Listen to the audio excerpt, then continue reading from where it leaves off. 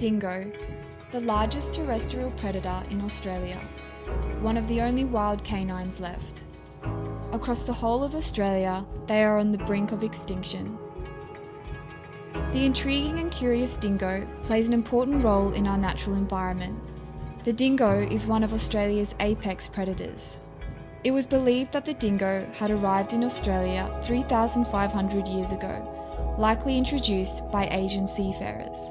But the Queensland Museum now notes that recent DNA studies suggest dingoes have been around Australia for much longer, between 4,000 years old to 18,000 years. Since then, the dingo has been given its own species status. The study also has resurrected the name Canis dingo, meaning that dingoes should occupy their own place on the evolutionary tree. Even though the dingo has been given its own species status, scientists still struggle to establish exactly how the dingo came to inhabit Australia or determine its genetic lineage. The dingo held a vital place for Aboriginals, a protector, believed to have kept evil spirits away, a warner of any other people approaching camp, and a friend. Since the European settlement, the dingo's population and reputation has deteriorated from habitat loss and human settlement. Settlements came with farmers, and with them arrived sheep and cattle. The farmers added artificial waterholes around the country, which resulted in more numbers of kangaroos and dingoes. The farmers see dingoes as a pest, for they kill their livestock. They're always going to be treated as the enemy. I believe our only option is to destroy the dogs. A wild animal with a misconstrued reputation. Fraser Island is one of the largest sand islands in the world and is home to some of our rare pure dingoes. It has become a huge tourist destination and has disordered the natural environment for the dingo. In 2001, a dingo attacked a child, and since then any dingo identified as a potential risk to humans may be euthanized. Numbers have been increasingly declining, and the implications of this reduction can be catastrophic. Fears for the dingo's future are increasing. The International Union for the Conservation of Nature upgraded the dingo's conservation status to vulnerable in 2008. A dingo expert from the University of Western Sydney, Dr. Ricky Spencer, predict that our native canine will go extinct within 20 years. The ecology of Australia is what dingoes have been perfectly designed and adapted for. The environment has a balance. Dingoes can keep that balance, but unfortunately Australians are at a point where there is a general misunderstanding and a lack of precise education of what role the dingo plays in our ecosystem. One of the biggest threats to dingoes, and a vast cause to why dingoes have a corrupt reputation, is the interbreeding of dingoes with domesticated dogs, resulting in a wild hybrid. Its native gene pool has been slowly diluting through this interbreeding. Estimating dingo abundance is difficult because the external phenotypic characteristics of many hybrids are indistinguishable from pure dingoes. Pure dingoes have declined from about 49% in the 1960s to about 17% in the 1980s. It is now believed that about 80% of the wild dogs along Australia's eastern seaboard are thought to be dingo hybrids. Conservation efforts have not been successfully implemented in the wild to protect the dingoes from interbreeding, but recently Dr. Laurie Corbett, a wildlife ecologist, proposed a different opinion in where he encourages accepting that the dingo has changed due to introgression, and that we move on appreciating the often less than pure dingo for what it does in our ecosystem. Simon Stretton is a dingo advocate that started the Durong Dingo Sanctuary.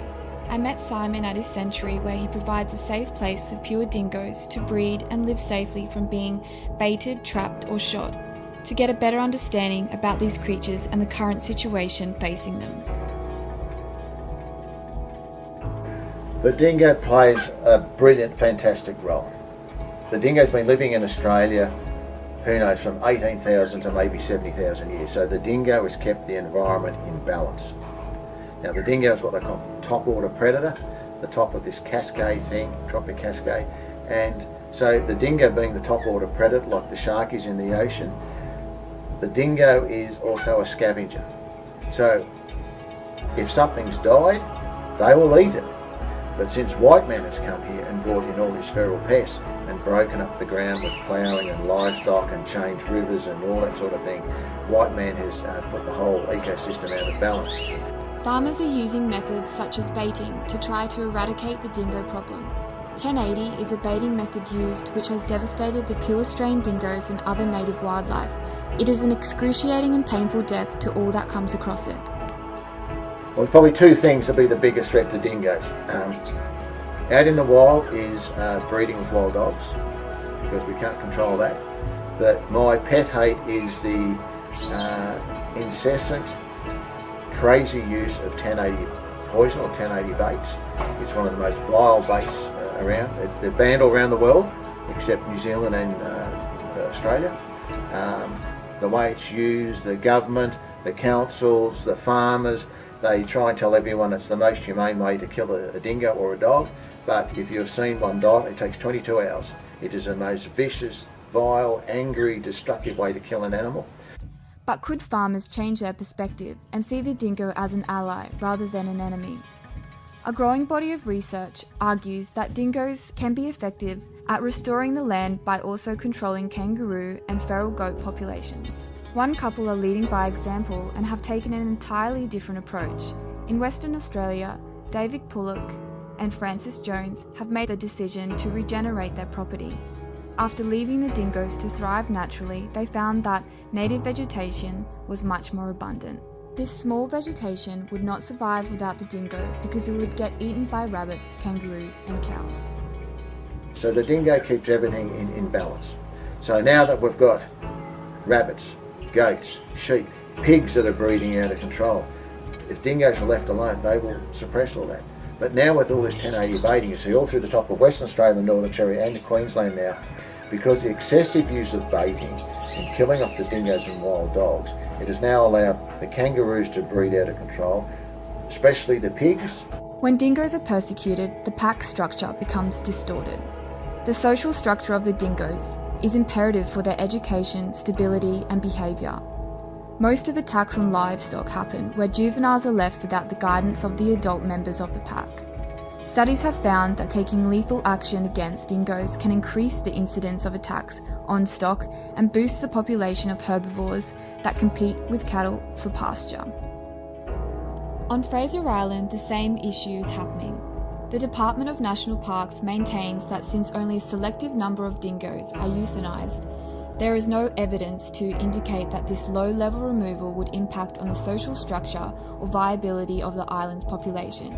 But this is based on the premise that the majority of animals destroyed are juvenile males. Since it is unclear what potential role these animals may have played if they had survived, to presume that these deaths are insignificant is debatable.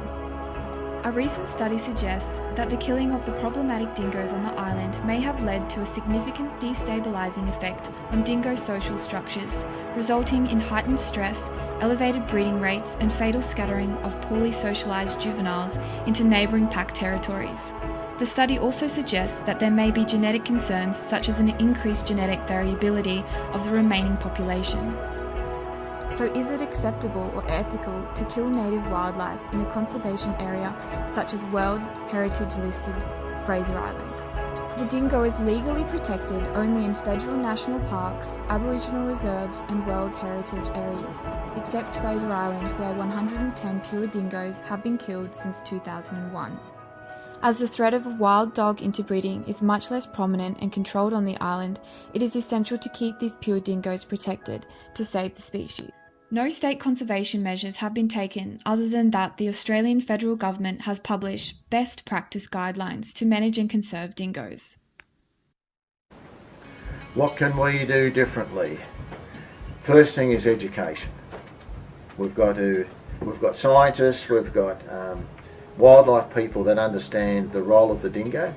So what we need to do is share that education with the government and also farmers to try and convince them that the way to even protect their own livestock and to protect the land by allowing the dingo to keep control of all the feral pests, by keeping the numbers low of roos, wallabies, all that sort of stuff, so they will eat less grass, will leave more grass for cattle and sheep. It is impossible to monitor how many pure dingoes are being killed by farmers on their land or estimate the deaths caused by starvation and car hits. Across the whole of Australia, they are on the brink of extinction. It is crucial that the Australian government acknowledge the destruction caused by declaring the dingo as a pest and the necessary education of the Australian people to respect the dingo for who and what they are, for both the survival of its species and the unique and delicate balance of Australian ecology.